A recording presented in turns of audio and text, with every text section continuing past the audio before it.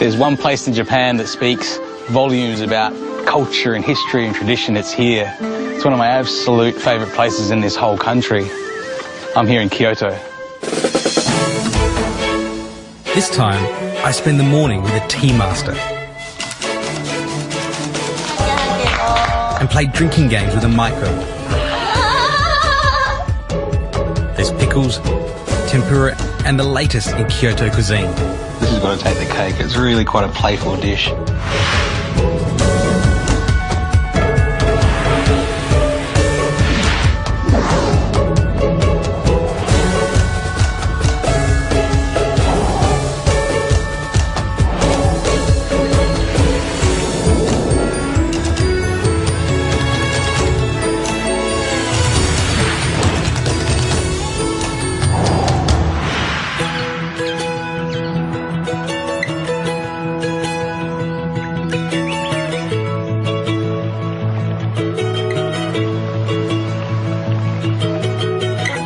Kyoto plays such a hugely important role in Japanese culture, and it's because during the time of the Muromachi period, this was the capital of the country, and it was a time of cultural renaissance. The things that we know of Japanese culture today, like Noh theatre and calligraphy and architecture, are all being born just all around here. But there's one aspect that brings all of those different parts of Japanese culture together, and that's the way of tea. Daitokuji is the spiritual home of Japanese teaism. In the 1500s, this was the Zen training ground of Sen no Rikyu, Japan's foremost master in the way of tea.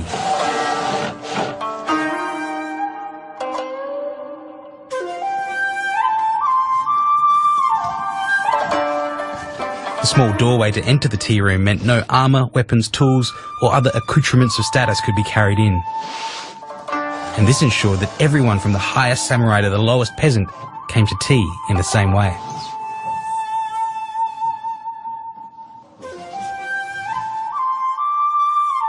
オーストラリアから来るアダムさんに何か日本のこの季節の花のイメージのお菓子を食べていただきたいと思って今日これを、もうこれ朝からオーダーメイドでアダムさんのためにお菓子屋さんが作ってくれたんですよ。ありがとうございます。Soshin Kimura is an aesthete, writer and tea master who has followed the way of tea for most of his life. 甘いものはお好きなんですよね。もちろん。Every detail is a deliberate part of the experience, from the choice of calligraphy and flowers to the movements of host and guest. Even the alignment of centuries-old cups and utensils, everything is a part of the atmosphere for this one unique moment. ちょうどアダムさんがお席に入った時にまだ花が濡れてたでしょ。あれはアダムさんを迎えるためにちゃんと花につゆを打ってお迎えしてたんですよ。ありがとうございました。They say that the soft and sweet wagashi prepares your stomach for the bitter and frothy green tea. Master Kimura moves gracefully and fluidly, and every move is practiced and precise.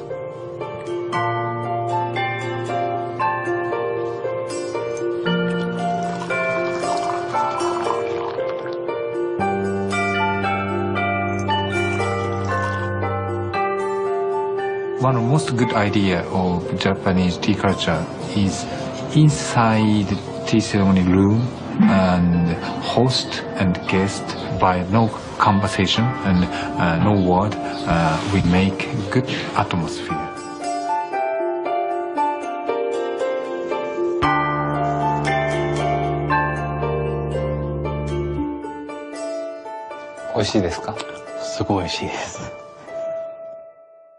For me, the chance to take tea with a true master has been both exciting and inspiring. A mix of art, culture and philosophy, embodied in a single extraordinary experience.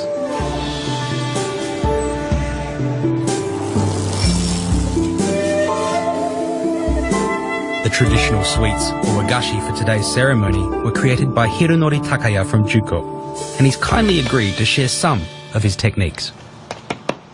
It's almost like impressionism in art in a way, because each of these individual pieces have a story behind them or an inspiration. This is a raft of flowers, and the inspiration is cherry blossoms that fall onto a river and form into a raft and get taken downstream. This one here is the flowers left on the tree at the end of those first blooms when the leaves are taking over and there's just a few flowers left there surrounded by greenery. These two here though, they're really special. They look fantastic, and this one is the azaleas with their roots grown into a rock. And when you look at it, that's exactly what you see. You see these flowers and a rock that they're attached to. Behind all this creativity, most fresh wagashi start with a simple white bean paste shiroan. White beans are soaked for 12 hours, then drained and boiled in fresh water, skimmed and rinsed 3 times. Then they're simmered for a further 1.5 hours. When the beans are soft, they're mashed and filtered to remove any lumps. Then excess liquid is squeezed out. Finally, caster sugar is added, and the paste is stirred over heat until it's reached a firm consistency.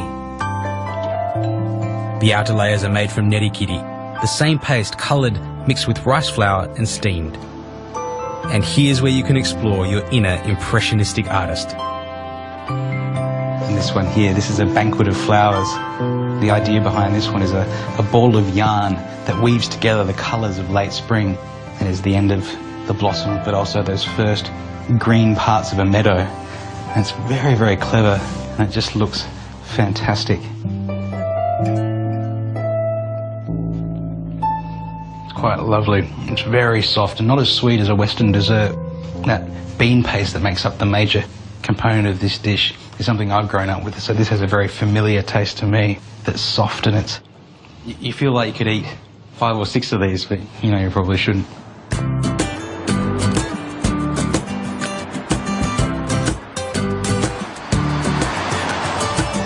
Up ahead's a restaurant that serves one of the absolute classics of Japanese cuisine.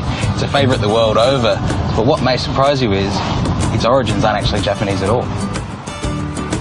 I'm talking about tempura, which was introduced by the Portuguese Jesuits in the 1500s. It's one of the earliest examples of Japan taking something from another culture, interpreting it, applying painstaking perfectionism, and making it their own. And at tempura restaurants such as Kawatatsu, it's a fine culinary art form. I just want to show you one thing. These are 2 identical flowers, but the difference between them is really the secret to a good tempura batter. It's all about the mastery of gluten, the protein that's in all wheat flours. This one here is just regular flour, and you can see as I squeeze it, it clumps together. And that's moisture and protein holding it into that clump. This one is the same flour that's been sifted and then dried in the freezer overnight. You can see as I squeeze that together, the clumps just fall apart. That means the gluten and the moisture is nowhere near as high as in this version. And that's the secret to a crispy batter. Chef Takuya Namikawa makes his batter by mixing an egg with iced water and then sifting in the flour. But he believes the most important trick to making a great tempura is the temperature of the oil. The way Nanigawa-san checks the oil is really quite incredible. Just flicks a little touch of that tempura batter in and sees how deep it goes into the oil and also the speed at which it comes back up. The faster that comes back up and the shallower it goes into the oil, the hotter the temperature is. My favourite tempura accompaniment is simply salt, or this green tea and salt mix. But another wonderful tempura dipping sauce is tentsuyu, a blend of dashi, sake, mirin and soy that's mixed with grated daikon.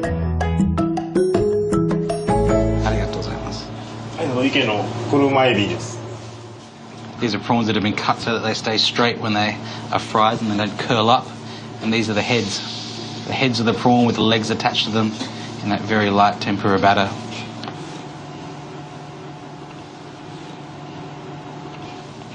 And that is just extraordinary. The contrast between the 2 cuts of the prawn here is really special.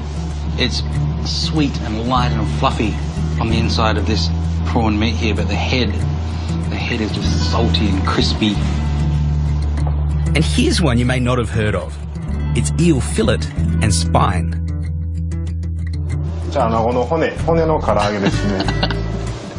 That's great.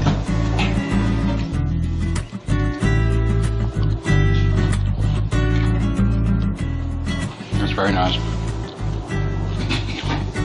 The spine of an eel, who would have thought, so surprisingly tasty. It's salty and almost like liver in a way. I don't know quite how to describe it. It's got that metallic taste of liver, but with the crunchiness of the spine, it's really wonderful. One of Chef Namikawa's specialties is his sweet potato, which he cooks whole rather than sliced. The skin becomes nutty, the batter is slightly toastier and browner, but the inside is soft and juicy and incredibly sweet. I think the development of the starch into sugar that's happened in that long, slow cooking of the sweet potato is fantastic.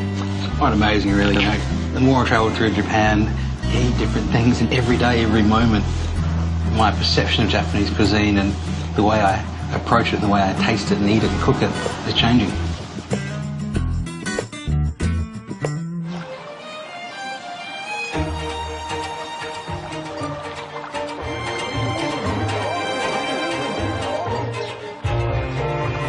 Away from the tourist crowds of Gion, this is Miyagawa-cho, one of Kyoto's most famous geisha districts. Now, if you had to describe what a geisha is, or a geiko as it's called down here in Kyoto, imagine taking a world-class ballerina and combining that with a classical musician and a sparkling conversationalist. These are people that have dedicated their entire lives to the pursuit of beauty.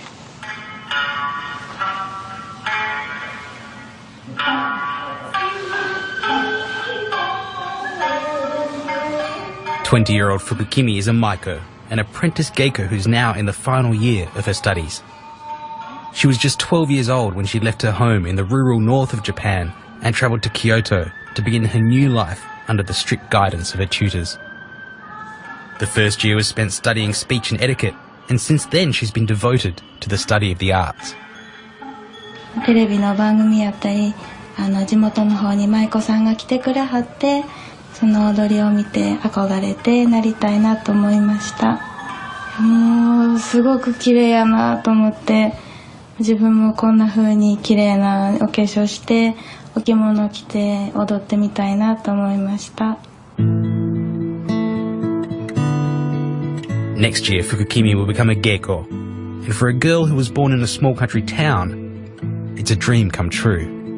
でも芸妓さんに慣れてたら舞台にたくさん出させてもらってでやっぱりお三味線好きで入ったのでやっぱり地方さん言って、お三味線を弾いてくれはるお姉さんなんですけどお座敷でお三味線も弾けるようになってたらいいなと思います。 It's difficult for Westerners to understand what a geiko or geisha actually does in Japanese society, but whether at a wedding or an important business dinner, they exist solely to provide grace, beauty and elegance to everything they touch. I've been invited to experience something Japanese high society usually pay thousands of dollars for. This is an ozashiki, a geiko party. A geiko, or a maiko, like Fukukimi-san here, is here to serve us drinks and to engage in conversation. And these name cards here, almost like business cards, they say that if you put it in your wallet and keep it there, it's going to attract lots of money.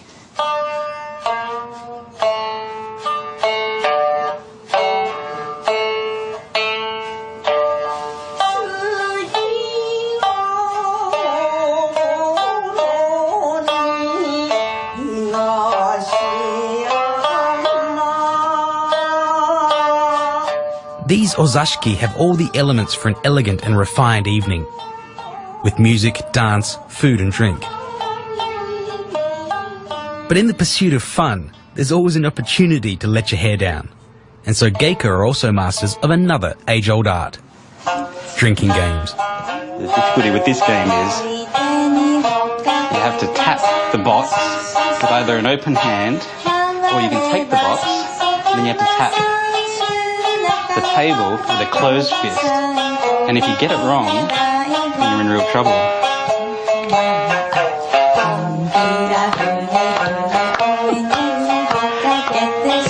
And music gets faster and faster.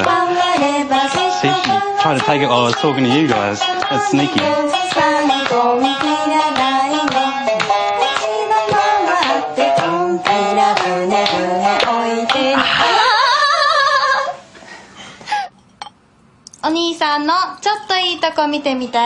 絶対うんと言わせないそれのめのめはけはけのめのめはけは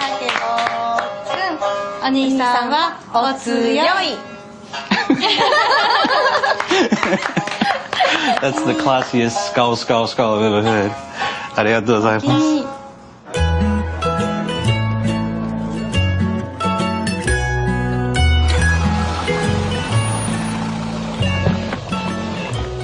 Kyoto is full of history, tradition and culture, and sometimes you can think it's just an old city. But this restaurant here takes all of that and turns it into something that's very modern and also a little bit fun. Masayasu Yonemura has earned Michelin stars for both his Tokyo and Kyoto restaurants. His culinary style employs Japanese and French techniques, but his inspirations come from the seasons and a desire to entertain.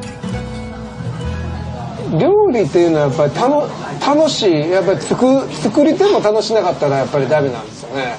で、作り手が楽しくなかったらやっぱりお客さんは楽しくないですよ。はい。Here's just a taste of what's on the menu right now. First up is a picnic of spring hors d'oeuvres, a daring combination of grilled bamboo shoots with sea urchin and truffles, and a soup of vegetables and sake leaves. Next are clams and turtle custard and a salad of red snapper. And this version of sushi is really something. I've heard of quite a few modern interpretations of sushi before, but this has got to take the cake. It's really quite a playful dish. Masayasu begins by creating a loose risotto. 70% boiled rice is finished off in a small pan with court bouillon. Broad beans are added, then cream. A fillet of eel is steamed, rested and then blowtorched until well toasted. Foie gras is seared in a hot pan until crisp. And the dish now comes together, with the eel being placed over the foie gras and put onto the risotto. It's topped with the red wine veal jus, a sprinkle of sansho pepper, and nori seaweed.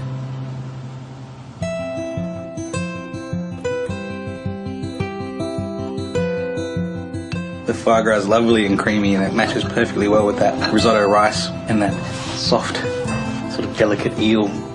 Yeah, the flavours are incredibly strong, kind of knocks you back a little bit with the richness of it.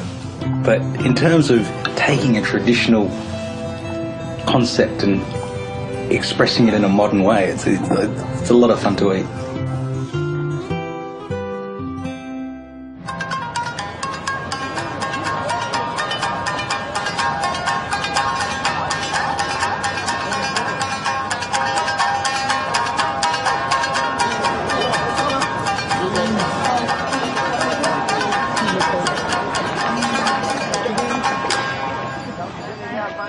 If there's one thing that's completely underrated in Japanese cuisine, it's these pickles. 1,000 different varieties done 1,000 different ways. And Kyoto is the home of pickles.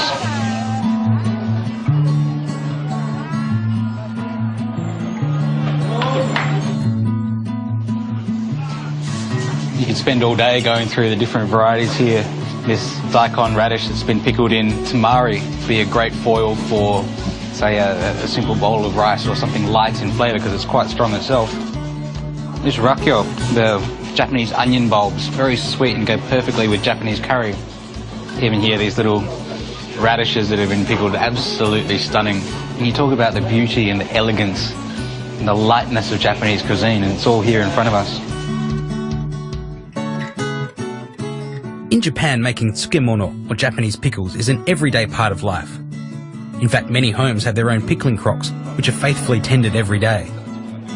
But if you want to get serious about pickles, this is the place to visit, the Uchida Pickle Factory in Kyoto's back streets. And actually, even the phrase pickles is a little bit insubstantial to describe what goes on in a place like this.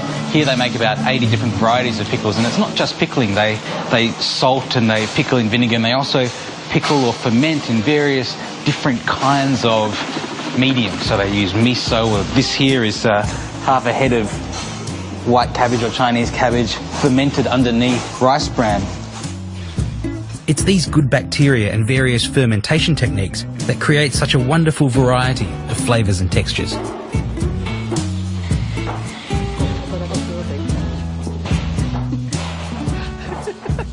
The thing about this process is it's all hand done, it's handmade, and every daikon's a different shape, it's a different weight, different texture. And so with each batch that comes in, the head pickle maker here will individually look at how much salt each one needs, how much it needs to be pressed. These are all hand cut on board so they can be measured to the right size for the daikon. It's taking somebody's care and intuition for making a product rather than just throwing it through a factory so that everything comes out the same at the end. It's using that art to produce something that's unique every single time.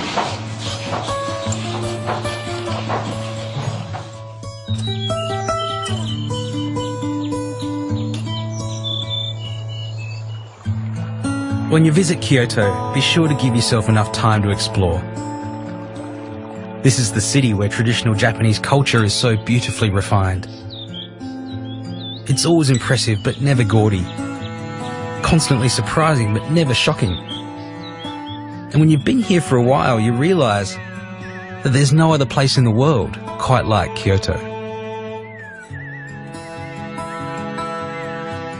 I've seen so many different aspects of this wonderful city, so I want to do a dish to me that really says Kyoto. So I'm making a salmon ochazuke with Kyoto pickles. Ochazuke is really a rice dish with some toppings on top that could really be anything. And then hot tea is poured around it to make a kind of porridge or soup. The first thing we need to do is salt our salmon. And the idea behind salting like this isn't just to season the fish, it's to draw out some of the moisture and intensify the flavour. So we leave that aside for about an hour. Now, if you want to make a simple Japanese pickle, this is a great way to get started. Place Chinese cabbage, cucumber and carrot into a sealable plastic bag, add strips of kombu and salt, and leave in your fridge for at least half an hour.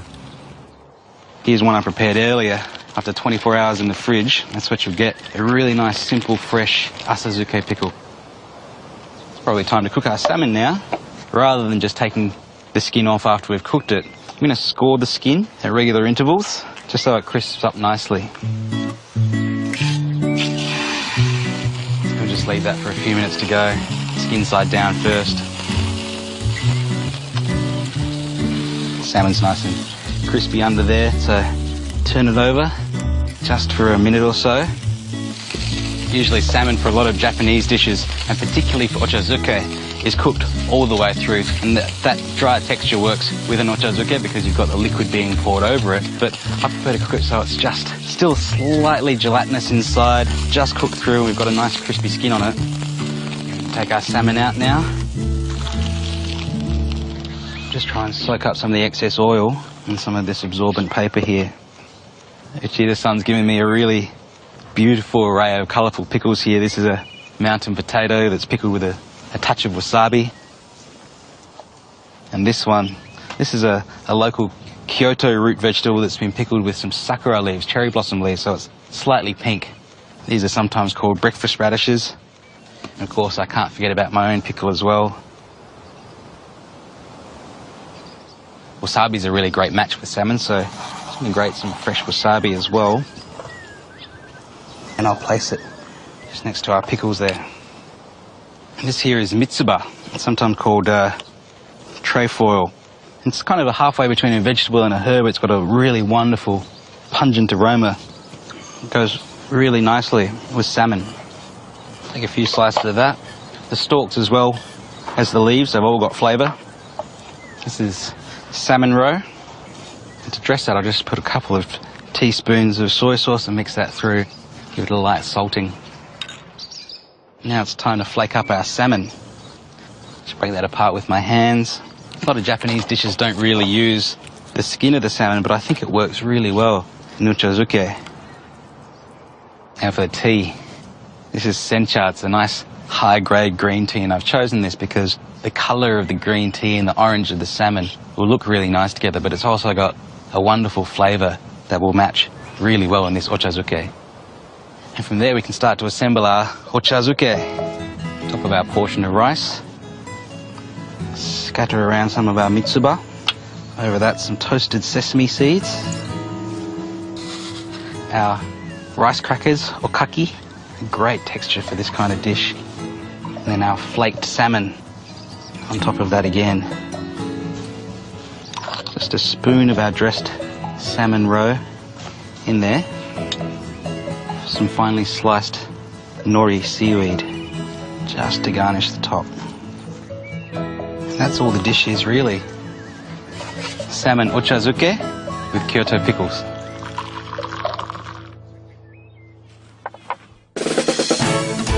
Next time, I dive headfirst into the crazy high-energy world of Osaka. There's sumo, baseball, It really doesn't get any better than this. the world's best blades, I might just put that back before I drop it on my foot. and the fine art of Japanese street food. I have to say, takoyaki is one of my favourites.